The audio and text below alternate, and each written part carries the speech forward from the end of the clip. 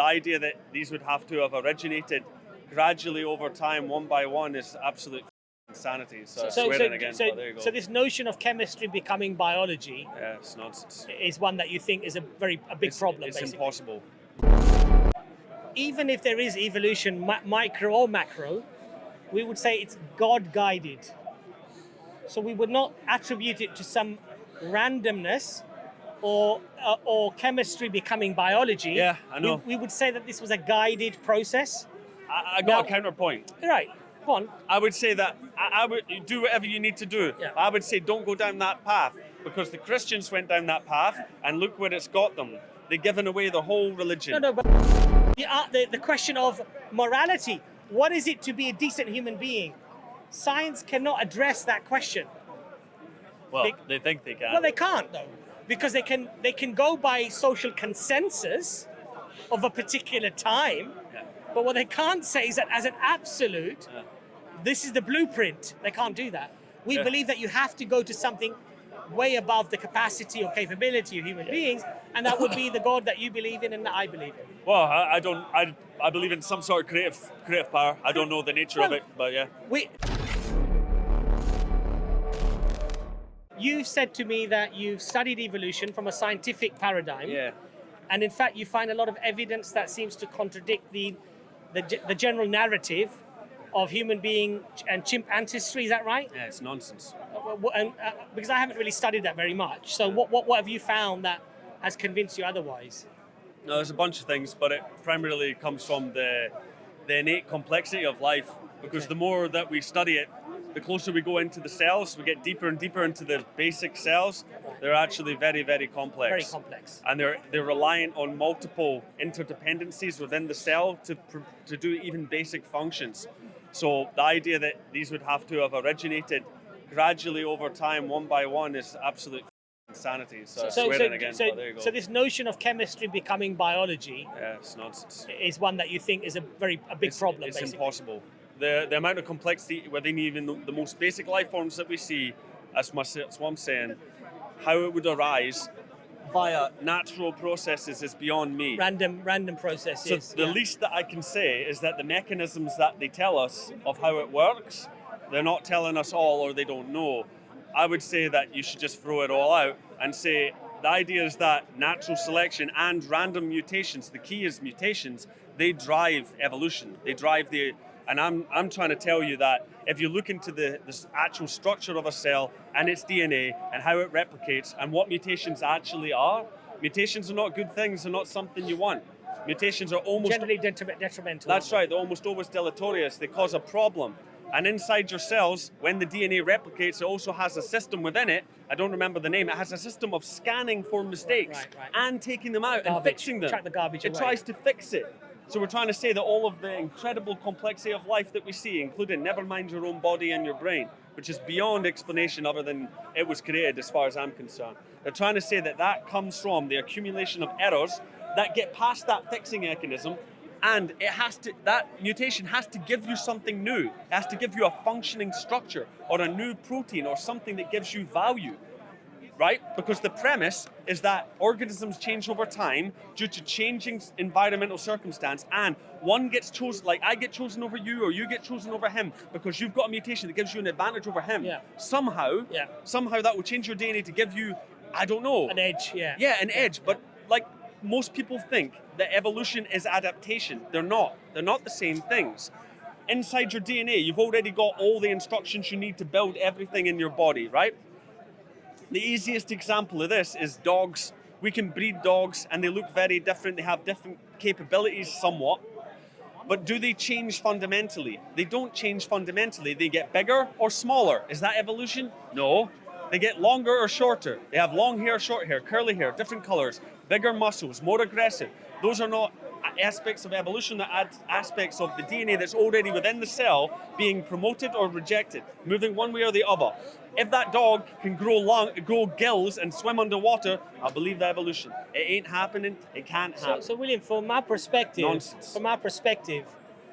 excuse me, from an Islamic perspective, generally we would say that even if there is evolution, micro or macro, we would say it's God-guided. So we would not attribute it to some randomness or chemistry becoming biology. Yeah, I know. We would say that this was a guided process. I got a counterpoint. Right, go on. I would say that I would do whatever you need to do. Yeah. I would say don't go down that path, because the Christians went down that path and look where it's got them. They've given away the whole religion. No, but for us, the general consensus of the creation of Adam, the human being, is that Allah fashioned him in his completeness, Right? and introduced him to the world whenever Allah chose to introduce him. Yeah. How he fits into what we see within the fossil remains is a matter of discussion. But the only thing that we can say is what the Quran claims. That Allah says that we created Adam from dust and from clay. Yeah. Now, was it the clay that we're talking about clay, or was it the dust that we're talking about the dust, or was it the star dust? We don't know, because there is an element of interpretation, but Allah has deliberately kept that vague from our understanding. But for me, to be honest, the issue of evolution or science is not problematic because, as I explained to you before, science operates on philosophical naturalism. So everything must have, not should have, not could have, must have a naturalistic explanation. So therefore, whatever theory is theorized, Yeah. whatever hypothesis you might come up with, Yeah. it has to fit within the paradigm Right. of naturalism. Right. So it's So- excluding itself from Yeah. possibilities. Right. And therefore you could say it's invalid. Yeah, well, so no, I wouldn't say invalid, but what I would say that it has a place. It has a place. How do we understand the world? How do things work? How do the shoes stay on your feet? What materials stay dry? This is just observation. Yeah, exactly, right? But the more, let's say, deeper conversations, Yeah. such as consciousness, such as morality, such as, a definite right or wrong, science has no place on that. So I do have a That's question. the problem. Right? Is your position that humans are the descendant of apes? No. Right. Okay. So Islamically, So we're created. Islamically, we believe that Allah created Adam and He created Eve. Yeah. And Allah says we created Adam from dust or from clay. Yeah. Now, what From the earth. What constitutes what type of dust, whether it's star dust or whether it's this dust or what? We don't know. Allah has not specified that. But what we can say is that Allah created Adam as a fully complete human being. Yeah. So you might as well throw evolution out. No, so as I said to you, that it depends from which spectacles you are viewing evolution. If it's the spectacles of a scientist operating on philosophical naturalism, it seems to like me, look, on philosophical naturalism, then that would be quite correct to assume that. But if you're going to look at a paradigm that actually has the supernatural in there as well, where there is a creator, there is a God, then clearly there are many things that fall outside of what science can understand Yeah. or uncover. So for example, what happened before the universe? What happened before that? What happened before that? These are not questions that science can actually answer. The question of morality, what is it to be a decent human being? Science cannot address that question. Well, they think they can. Well, they can't though, because they can go by social consensus of a particular time, Yeah. but what they can't say is that as an absolute, Yeah. this is the blueprint. They can't do that. We Yeah. believe that you have to go to something way above the capacity or capability of human beings, and that would be the God that you believe in and that I believe in. Well, I don't. I believe in some sort of creative power. I don't know the nature of Well, it, but yeah. There are 99 attributes to the Creator. One is Creator. One is Ar-Rahman, the Merciful. One is, the Originator. All of these are the attributes of God. So the All-Powerful, the Yeah. All-Knowing, Sure. the Eternal. So those are attributes. The actual nature of God, we can't say that we can ever grapple or No. understand. So I would say also the way I understand things these days is like there's a whole narrative being built in this, let's just say the West, right? Because this is what I'm familiar with, and I grew up with it without any sort of spiritual understanding or any religious background, nothing. And so I only see what's been presented to us, and we're living in a society of the ultimate nihilism. Yes. Because you're going to say, well, you're not a divine creation. You're an accumulation of mistakes Atoms, coming from nonsense and nothing. That's right. They say, well, the earth and everything came out of nowhere from nothing for no reason. Yes. And here's all the evidence, Yes. hitting you with it your whole life. Yeah. So everyone believes it. They believe it because that's what they've been told. Yeah. And anybody who's had a counter argument has been shot down. Oh, Yeah. you're just religious. Oh, just Yeah. a nutcase. Yeah. Oh, you believe in a God. You see, Yeah, there's you're a right. narrative being built. It's Yeah, being you're built right. deliberately. You're right. That's one of the reasons that's pushed me very far towards Yeah. taking what people have said about spirituality, Yeah. taking it very, very seriously. Yeah, yeah. Because the actions of other people Yeah. are trying to get you to reject everything. Reject it all. You are nothing, meaningless, from nowhere, nonsense. Nothing you do matters. Morality is all relative. Do whatever you like. That's what they're saying. And that's a big red flag. Yeah, it is. Big red flag. Because you're right, because nihilism is the natural progression Yeah. of atheism. Well, of Right. Big Bang, Yeah. of evolution, Yeah. I would argue Yeah. many things. Yeah. It leads to It leads to nihilism. And in fact, interestingly, and this is not to in any way gloat over, because it's not something to gloat over in any case, the highest rate of suicide is often found in places, countries, where there is the least amount of godliness, least amount of religion.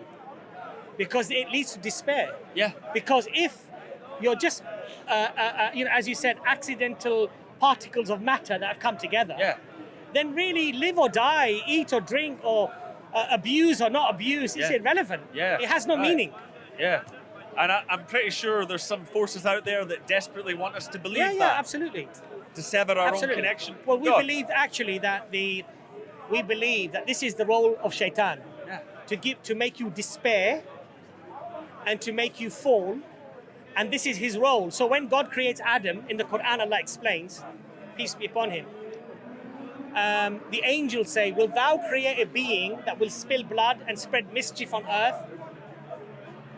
And then Allah says, "You do not know what Allah knows," and teaches the names of things to Adam, teaches him the nature of things to Adam. Right. And so the angels then realize that, God, you are all powerful. Now, when Satan is told to bow in front of Adam out of respect, he refuses. Yeah, that's right. He refuses. And then he says to Allah, "It was you who made me fall." Yeah. And Allah, before the punishment could come, the devil says, "Give me respite till the day of judgment. Yeah. And I will attack them from the front after Allah granted him respite. And I will attack them from their behind, Yeah. and from their right, and from their left." Yeah. And it's very interesting what he said after that. "And you will find very few of them grateful." Well, grateful for the attacks of the devil. No. Oh. So he says to God, Grateful I'll to attack God. them from the front, the back, and the right, and the left, and you will find very few of them grateful. Yeah. And one of the major aspects of a modern society that's godless is the ingratitude of what they have. Yeah, sure. Yeah. And that leads to an endless comparison with people who have more, which the Prophet ﷺ said to us, "Do not look at those who are above you, but look at the ones who are below you, because that will make you grateful."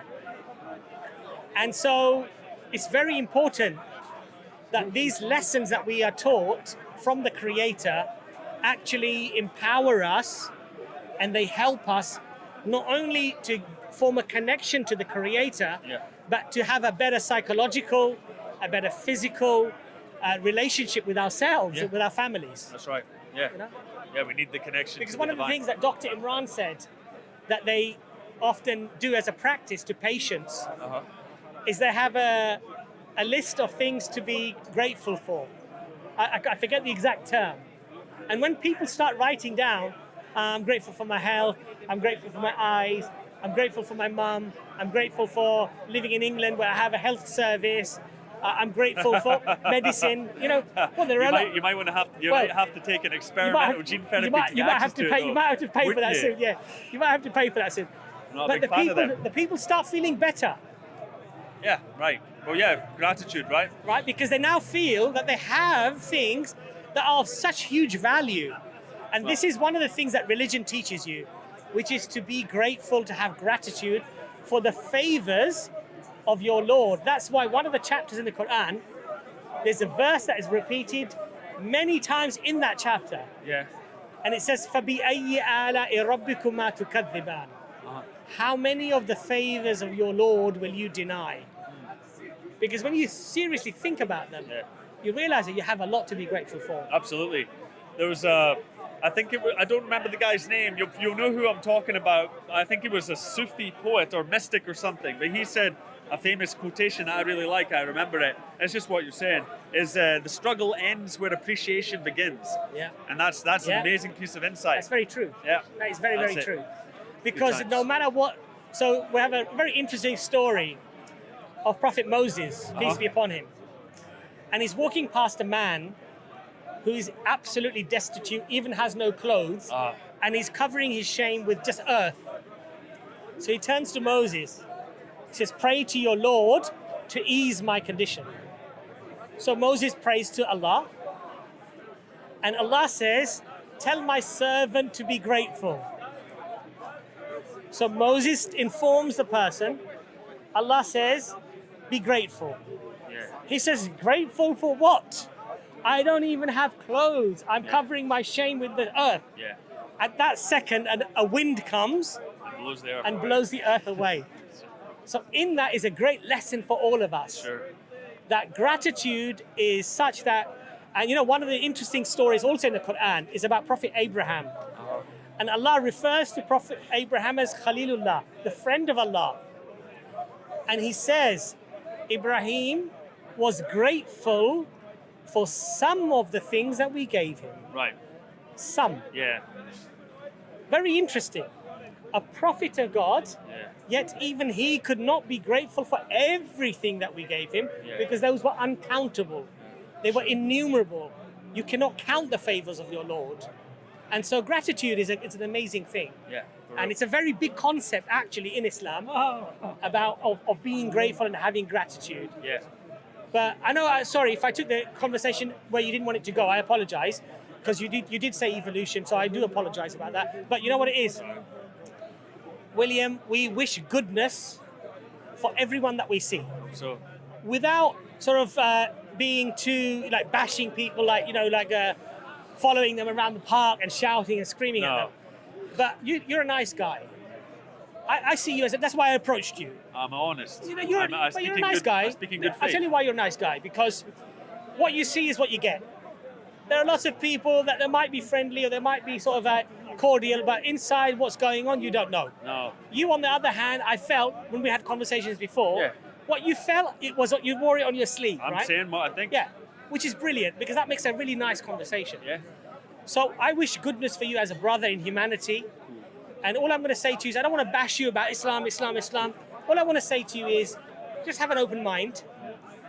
Just look at the evidences. I'd say that IERA.com, there are a lot of converts there who've made up evidences, or rather constructed the evidences that they found. Yeah. And they've got lots of free literature, download free. There's lots of free Qurans, there's lots of literature. All I'm going to say to you is, empower yourself with the knowledge. Listen to the dejectors, the people who say, oh, that's wrong because of this, this, and this. Get the explanation, the counterclaim from the Muslim. Make your own opinion. Yeah, well, I do. Make your own decision Yeah. on what you think is more weighty in evidence. Yeah. And I assure you, inshallah, if you are truthful and you're honest and you're open-minded and you're objective in your research, next time, inshallah, we'll see you. I want to be able to do your shahada with you, inshallah. I don't think it's going to happen. Inshallah. Everyone's got their own path. You know what you should say? What you should say? What should I say? If it's the truth, I hope I'm guided to it. That's what you should say. Yeah, I'm seeking the truth. Yes? And inshallah ta'ala, I hope that you discover the truth. Because, you know, Allah says on the Day of Judgment, even if they give the whole world as a ransom on that day, it will not be accepted from them. The weight of this iman, of this belief, of this acceptance, when you are shown the truth and you accept the truth is very heavy I know. in the sight of Allah. But you have to accept it. I'm fully aware that that the other religions say exactly the Of same course. thing, bro. And that's why you have to investigate. Yeah. So And you have to look at their claims. Yeah. You have to really scrutinize the claims. You have to investigate them. And if you're convinced, alhamdulillah, just choose me to do the shahada with you. Is that fair? Is that fair? I'll follow. If you're convinced, if you're Oh, convinced, I come and find you. then you find me and you do the shahada with me. I can't make any promises. Oh well, come on. If it happens, it happens. I'm just saying, if it's true, if I take our email address or take my phone number, and if ever that day comes, give me a call. All right, mate. Yeah? All right. It's lovely to speak to you. Cool. Give us a hug, come on. Thanks, mate. So brothers and sisters, if you like that video, click on that link on that video, and inshallah, I'm sure you'll enjoy it.